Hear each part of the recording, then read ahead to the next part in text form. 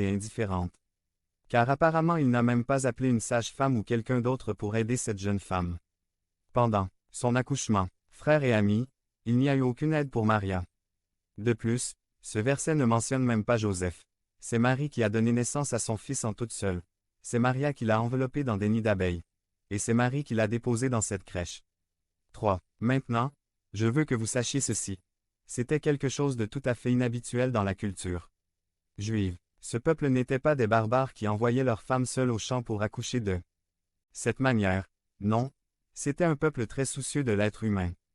Et il aurait été très étrange qu'un aubergiste refuse une femme dans l'état dans lequel se trouvait Maria, mais c'est exactement ce qui s'est passé. 4. Nous savons très peu de choses sur l'aubergiste ou l'auberge. Le mot grec pour auberge est kataluma et kataluma peut signifier hôtel, chambre d'amis ou même toit. Il est possible qu'il s'agisse d'un hôtel complet avec plusieurs chambres ou d'une pièce supplémentaire derrière une maison. Mais le fait est que cet aubergiste a perdu l'événement le plus important de toute sa vie. Pourquoi l'aubergiste a-t-il raté Noël? C'est très simple, j'étais trop occupé. Je n'avais pas de temps pour Joseph. Je n'avais pas de temps pour Marie. Et je n'avais pas de temps pour le Sauveur du monde, Jésus-Christ. Devenez membre de la chaîne et AIDEZNOUS à propager la parole de Dieu dans le monde entier. Dimanche 17 mars 2024. Parlez à Dieu en 5 minutes. Description de la vidéo. 5. Les versets 1 à 3 nous disent qu'ils avaient ordonné un recensement romain et que tous les gens devaient retourner dans leur ville natale. Et à leur arrivée, il fallait les compter et payer une taxe. Et à cause de cela, les auberges auraient été pleines de nombreux voyageurs. Cette petite ville connue sous le nom de Bethléem était pleine de monde et l'aubergiste était occupé avec ses invités. 6. Frères et amis, je pense qu'il serait très judicieux de nous poser ce jour-là la question suivante.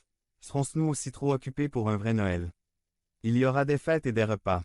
Nous offrirons et recevrons des cadeaux, des programmes, des achats et d'autres activités. Et même si aucune de ces choses n'est mauvaise en soi, nous devons faire très attention à ce que, dans tous nos efforts, nous ne ressemblions pas à cet aubergiste, un homme qui était trop occupé pour voir ce qui était vraiment important, la naissance du Sauveur.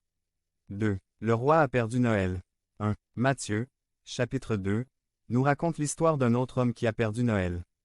Son nom était le roi Hérode ou Hérode le Grand comme il aimait qu'on l'appelle. Or, Hérode n'ignorait en aucun cas la signification de la naissance de Jésus-Christ, tout comme l'aubergiste. Ce n'est pas tout à fait le contraire qui est vrai, le roi Hérode a acquis toutes les informations qu'il pouvait sur Jésus. Matthieu 2, 1 à 2 dit. Après la naissance de Jésus à Bethléem de Judée, au jour du roi Hérode, voici, des sages de l'apostrophe Orient vinrent à Jérusalem.